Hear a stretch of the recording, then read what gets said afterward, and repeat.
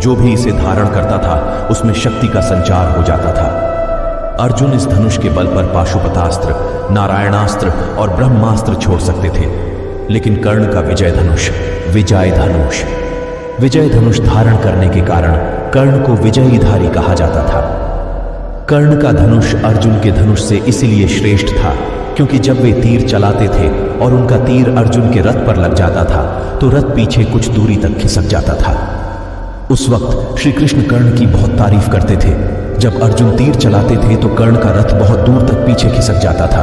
अर्जुन ने श्री कृष्ण से पूछा कि मेरे तीर से कर्ण का रथ बहुत दूर तक चला जाता है, जबकि उसके तीर से मेरा रथ कुछ कदम ही जाता है, फिर भी आप मेरी नहीं उस कर्ण की क्यों तारीफ करते हैं? इस सवाल के जवाब में श्री कृष्ण कहते हैं कि तुम्हारे रथ पर हनुमान जी स्वयं विराजमान हैं और मैं भी बैठा हूं, फिर भी कर्ण के तीर में इतनी क्षमता है कि वह हमारे रथ को कुछ कदम पीछे धकेल देता है।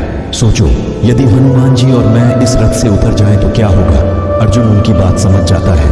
कृष्ण ने यह भी कहा था कि जब तक कर्ण के हाथ में उसका विमंत्रों से कर्ण के धनुष में ऐसी खूबियां थीं जो अर्जुन के गांडीव धनुष में नहीं थी।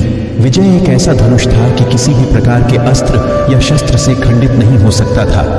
इससे तीर छूटते ही भयानक ध्वनि उत्पन्न होती थी।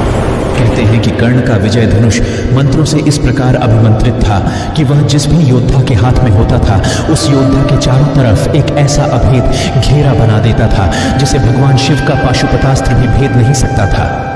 अभिमंत्रित होने के कारण उस विजय धनुष पर जिस भी बाण को रखकर चलाया जाता था उस बाण की ताकत उसकी वास्तविक ताकत से कई गुना बढ़ जाती थी। कहते हैं कि किसी धनुष के प्राण उसके प्रत्यंचा में होती है और विजय धनुष की प्रत्यंचा इतनी मजबूत थी कि उसे दुनिया के किसी भी अस्त्र और शस्त्र से नहीं काटा जा सकता था।